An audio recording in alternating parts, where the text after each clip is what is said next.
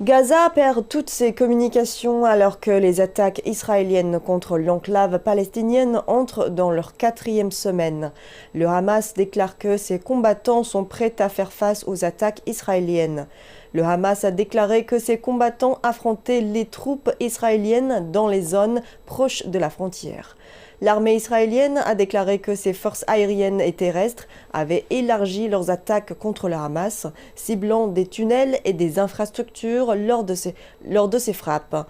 Les entreprises locales de communication de Gaza ont déclaré que les services d'Internet et de téléphonie mobile étaient coupés à Gaza en raison des frappes intensives. L'Organisation mondiale de la santé et le Croissant Rouge palestinien ont déclaré avoir complètement perdu le contact avec leurs opérations et leurs équipes sur le terrain à Gaza. Le Hamas a déclaré qu'un cessez-le-feu était nécessaire pour la libération des otages à Gaza.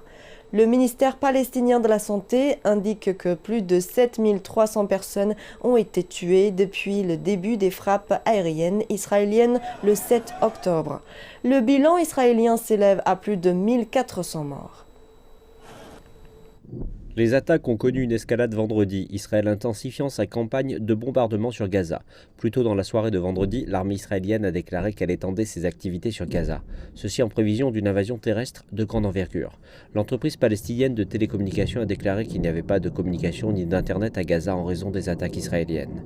Dans la soirée de vendredi, une source a déclaré à l'agence Associated Press qu'elle pouvait entendre et voir des bombardements continus, de même que des échanges de feu à Gaza. Cela s'est produit après une journée de frappes aériennes. Un garçon de 14 ans et son père ont été tués dans une mosquée vendredi pendant la prière. Israël a également poursuivi ses raids terrestres dans la bande de Gaza pour la deuxième journée consécutive. Et à nouveau, il s'agit d'une invasion à grande échelle en attente.